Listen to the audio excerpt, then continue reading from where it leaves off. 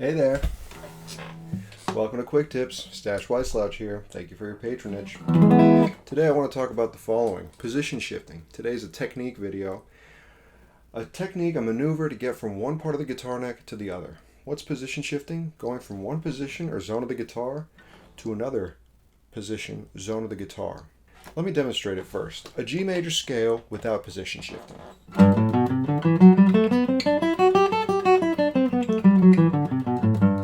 My hand stays in one spot of the guitar, between frets 2 and 5, with position shifting.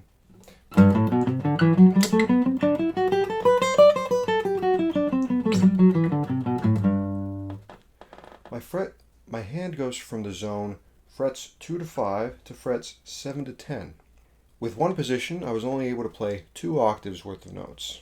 With position shifting, I can play 2.5 octaves of notes, and I start to maneuver, exercise, a new technique to get from one place to another. So let's go through it very specifically. If you study privately with me, we've probably covered this at some point. I'm going to use the 5 major scale positions, which I call 2E, 2A, 4E, 4A, and 2D, as examples. I talk specifically about these in quick tip number 2, number 54, and countless others. I will put this in the Patreon reference folder also.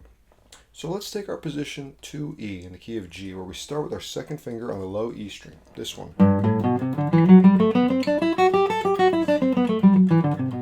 Now if I want to position shift, I'm going to choose a string to position shift on. So in this case, I'll choose the string D.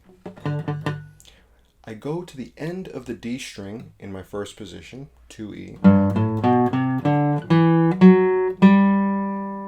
where I end up on my pinky. Then I want to move to the next note of the scale on the same string with my first finger. It seems a little counterintuitive. For only moving up a whole step, you move your whole hand up. But trust me, it works and it's very cool. This puts your hand in a new position. It happens to be position 4A. So to practice this, what I would suggest is as follows. Practice position 2E, up and down. Practice 4A on its own, up and down. And then try and pick one string to position shift on and exercise that exact maneuver.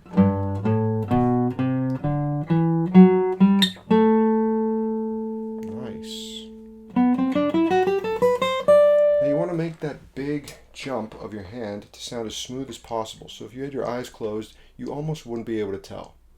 It's never going to be quite as soundless as just going. You can always hear a little bit of that fret noise, but that's okay. In the big picture of things, the fact that you're getting to much bigger range of the guitar, much more important than that small fret noise. Now let me back up a little bit. If you don't know these 5 positions of the major scale, that means 5 separate places on the guitar, for example, to play the G major scale, here, here, here, here, and here, that's a great step to getting to know the neck better. If one of your aims is, I want to unlock the guitar, know where all the notes are, and you haven't done this, you could spend the next month, and without a doubt, spending 15 minutes a day, dedicated focus on just getting these 5 positions into your fingers, into your brain, you'd 100% get it, and you'd already be way far ahead in the game of getting to know the guitar neck. All position shifting does is combine the knowledge of these 5 positions. The nice thing about these positions is they all position shift into each other. Position 2E shifts into 4A. 4A shifts into 4E.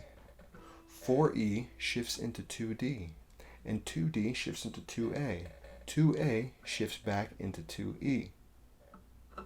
Now, I wouldn't think about it like this necessarily. I think more about the fact that I get to the end of a string in a position, for example, D in the first case, end of the D string, I'm on my pinky, and I go pinky to first finger, next note of the scale, same string.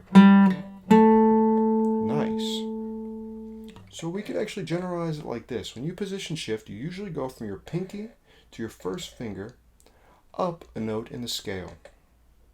I'm not worried about musical examples. This is just some nice objective knowledge that if you really drilled into your fingers, your knowledge of the neck will be that much deeper. So my suggested exercise would be go from position 2E to 4A in the keys of F sharp, G, A flat, and A. Be able to go up and down, exclusively position shifting on the D string. Now you can position shift on any string. So let me introduce, for example, an exception to our pinky to first finger rule. If we play D in position 4A, where we start with our fourth finger on the A string, on the D note, and we want to position shift, for example, on the G string. With this pattern, we end with our third finger.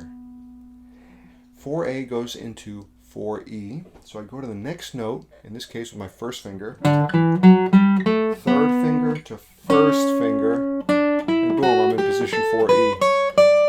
4A on the G string, position shift to 4E.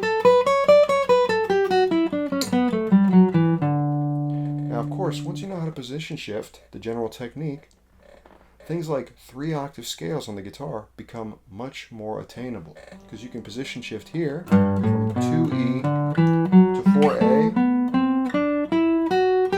to 4E.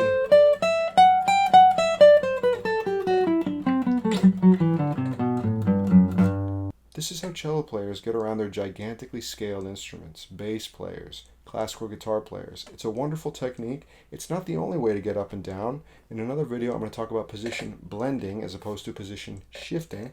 But a lot of people don't think of this intuitively, going from your pinky to your first finger on the same string to move up the neck. They think that's a big jump. Not ergonomic. False. It is ergonomic. I've attached sample exercises in the Patreon link so that you could practice this methodically.